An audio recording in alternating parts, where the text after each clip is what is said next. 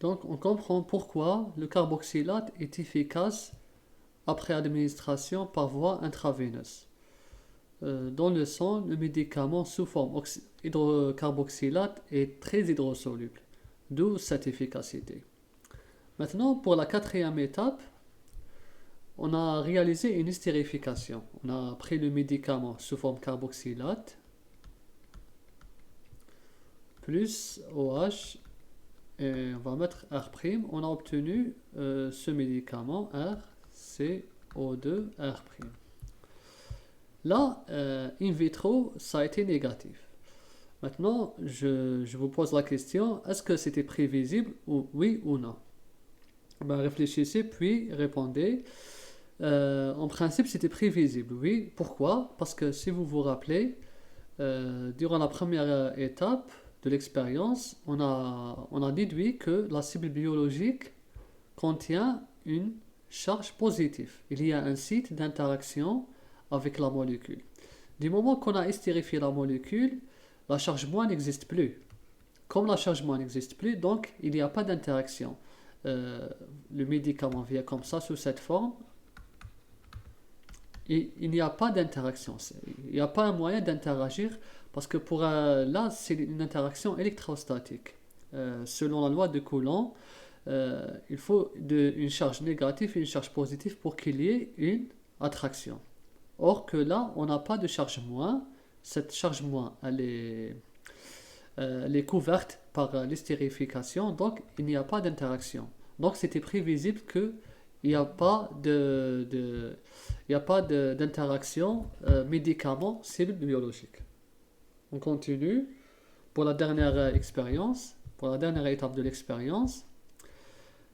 La cinquième étape, l'ester après administration par voie orale, c'est-à-dire c'est une expérience in vivo, on a une remarquable activité. Là, on va détailler un peu. Puisque tout à l'heure, in vivo, administration voie orale, c'était non actif.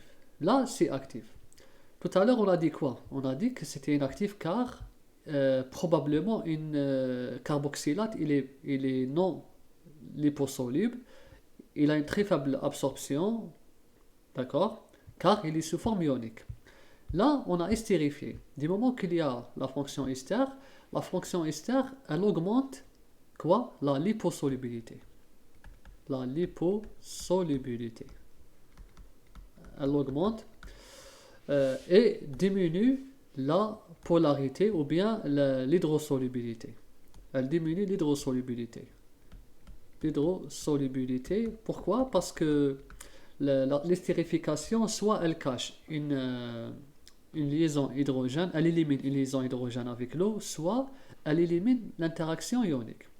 Dans les deux cas, l'ester a vraiment à minimiser la polarité de la molécule et en même temps, il a augmenté la liposolubilité. Dans ce cas, l'absorption, elle est meilleure. Ici, l'absorption de l'ester est meilleure. De ce fait, le médicament a été actif car il a pu être absorbé.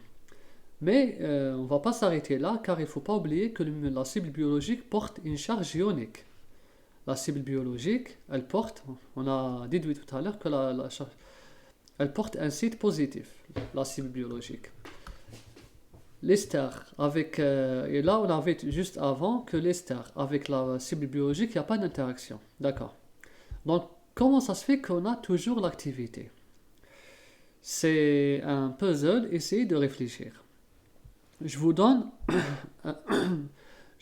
un indice et essayez de réfléchir. Voici l'indice. Supposons qu'on a un acide HA. Bon, on va prendre l'acide acide acétique. Acide acétique, il est de cette forme, CH3CO2H. Il a un pKa qui est égal à environ 4,75, son pKa. Ça veut dire quoi pKa? pKa, pKa, c'est le moins log de Ka. Le Ka, c'est une constante de dissociation dans un solvant, plus précisément dans l'eau. Voici le diagramme, le pH, le prédémence des pH, là le pH, on a le pKa. Le pKa de l'acide acétique, bon là je vais lui donner le symbole de Ha. Là c'est 4,75. Avant 4,75, on a le Ha, l'acide acétique, neutre, la molécule neutre. Après 4,75, la molécule s'ionise, elle devient A-. Elle devient A- parce que il y a libération des H+. Donc au-delà de 4,75, la molécule s'ionise. Voilà. Donc supposons ici, à partir de 4,75, quand on fixe un pH égal à 7, ici on fixe un pH égal à 3. Si je vous pose la question, je vous dis à pH égal à 3, quelle molécule de l'acide acétique qui prédomine? Ben, vous allez me dire directement c'est Ha, c'est la forme moléculaire. Ici je vous dis maintenant à pH égal à 7, quelle est la molécule qui prédomine? Ben, vous allez répondre que c'est A-, parce qu'on sait au-delà de 4,75, c'est la molécule ionique qui prédomine. Là, on a le même phénomène. Tout d'abord, COOR, c'est un ester. Les fonctions ester, il faut savoir que les fonctions ester, bon, avant cela, il faut passer par l'étape estérase. Dans le sang, il y a une enzyme qu'on appelle estérase. Estérase, elle est très connue. Cette enzyme estérase, elle s'attaque aux esters. Elle se trouve dans le sang, son lieu c'est le sang. Dès qu'elle voit un ester, elle va vers lui, puis elle l'hydrolyse. Donc, notre médicament qui a été estérifié, une fois qu'il est bien absorbé, car c'est un ester, il est bien absorbé, il va se retrouver dans le sang. Dans le sang c'est un fluide. C'est un fluide, il est en mouvement continu à travers tout l'organisme vivant. Ensuite vient cette enzyme. Cette enzyme, c'est une grosse molécule. Elle vient vers l'ester. L'ester, le voici, RCOOR'. Cette enzyme, elle vient, puis elle va l'hydrolyser. Elle l'hydrolyse et on aura la forme COOH plus R'OH. D'accord. Donc là, on a formé notre médicament. Voici le médicament. Car il a subi l'hydrolyse dans le sang. Et dans le sang, il y a cette enzyme l'ester. Mais vous allez me poser la question. Là, c'est un acide. D'accord, c'est un acide. La cible biologique, on a dit qu'elle contient une charge positive. Maintenant, est-ce qu'un acide, il peut réagir avec une charge positive? Ben, la réponse est non. On n'a toujours pas résolu notre problème. On n'a pas résolu notre problème. L'acide n'interagit pas avec une charge ionique. Ça peut interagir, mais dans ce cas, on a prouvé que c'était plutôt le carboxylate. On doit avoir la fonction ionique pour que ça interagisse. À votre avis, qu'est-ce qu'on peut proposer dans ce cas? Ben, on vient de faire cet exemple de l'acide acétique.